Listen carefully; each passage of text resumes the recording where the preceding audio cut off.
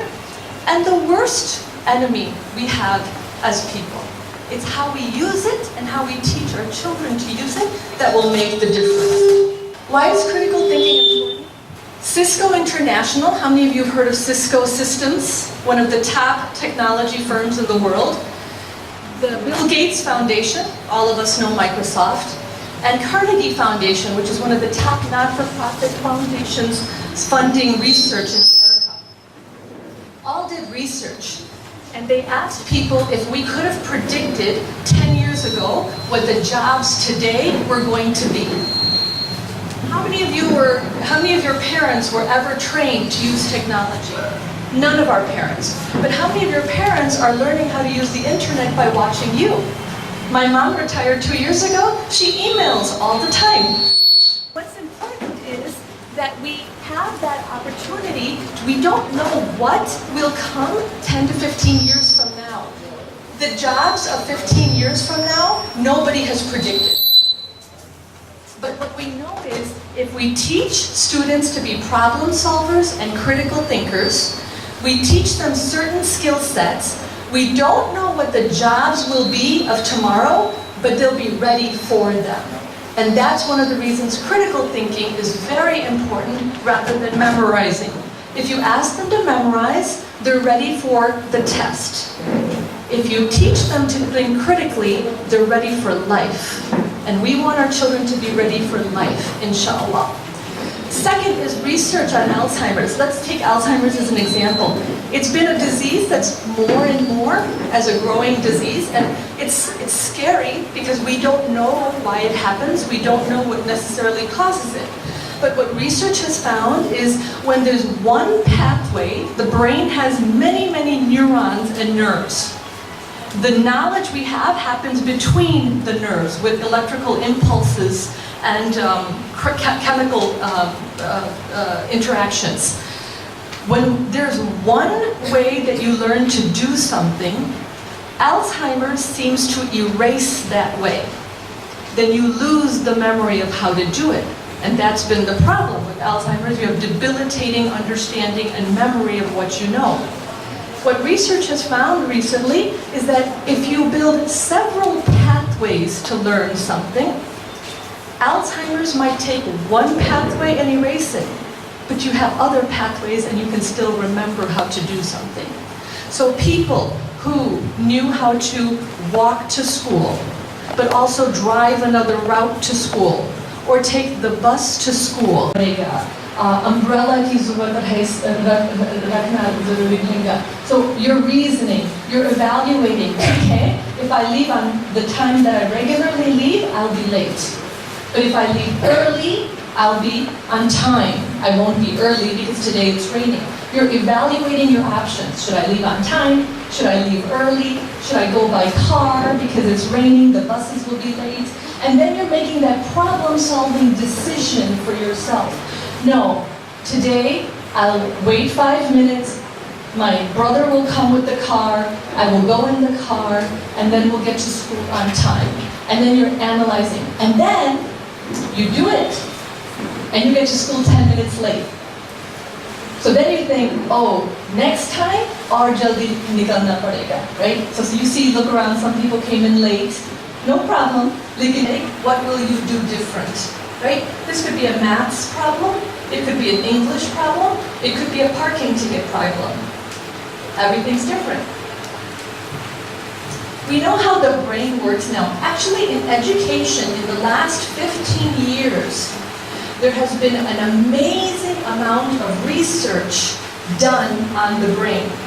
We used to look at just how kids learn and give them things to learn better. We give an 8-year-old or a 3rd standard child something that's too easy. And then they get bored.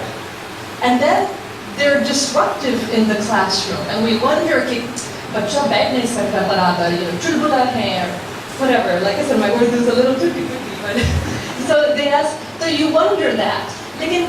That 8-year-old, you're giving them work that's too easy, they're done, they're bored. आप क्या करते हैं अगर मैं आपको bore करी तो? बेचैन होते, बच्चा भी बेचैन होता, So you have to know the right developmental period and stage and give the right kind of assignment and work and learning for that period. So brain research helps us understand that a lot. So brain has the incoming information. So I tell you something new, like maybe I'm hoping some of what I'm telling you today is new, right? Your brain has to make room for it, right?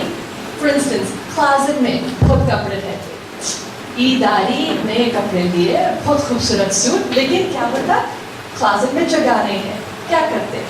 थोड़े से एक दो पुराने निकाल देते, you give them away, you make room for the new one.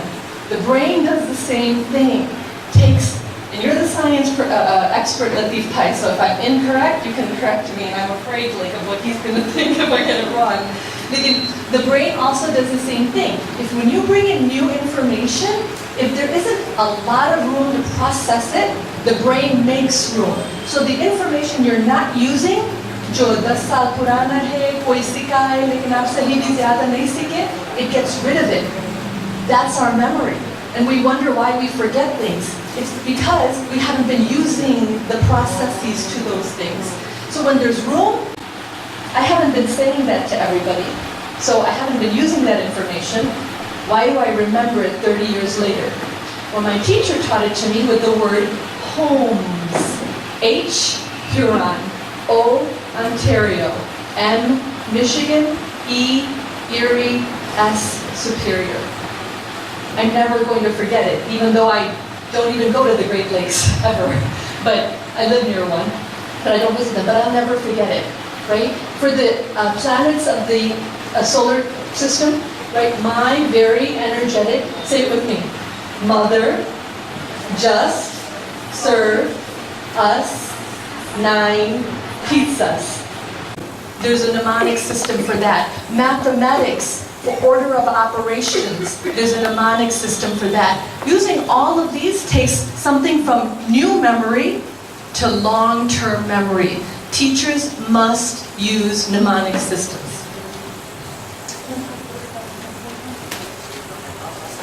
Howard Gardner is in India right now. He's a Harvard University professor, and in the 1980s, he created a multiple intelligence understanding. And this is what all of us are. We're all multiply intelligent.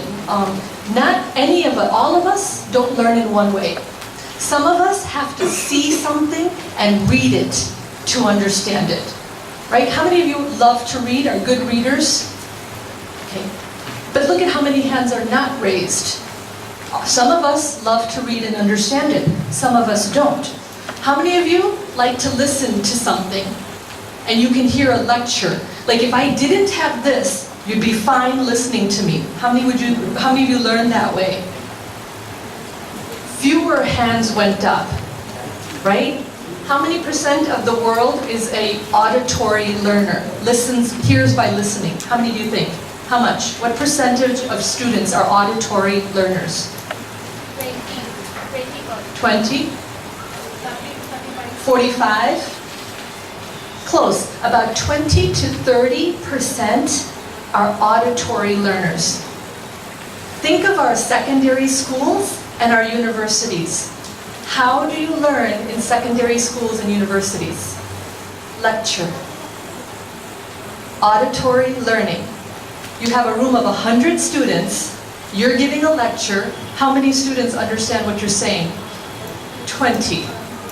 So what do you have to do? You're wasting their time, you're wasting your time, because your time is also valuable, their time is also valuable. You must find another way to also teach.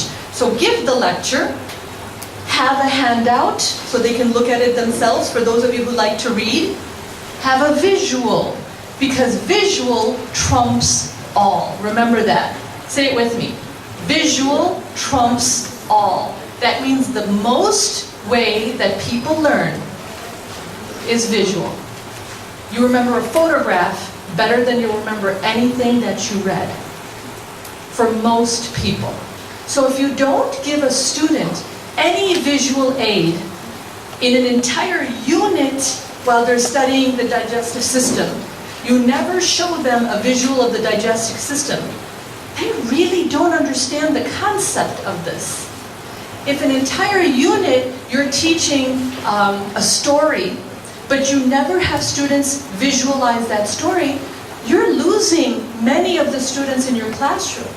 I showed a 2-minute video. It was auditory, visual, and sensory, because a video is your senses. You have emotions when you see a video. It stays with us, right? So those are the kinds of things he said, that different students learn in different ways. If you want to teach in one way, go ahead, but don't be angry at the students for not learning, because you're not meeting their needs. The first thing I said to you is teaching is an amana.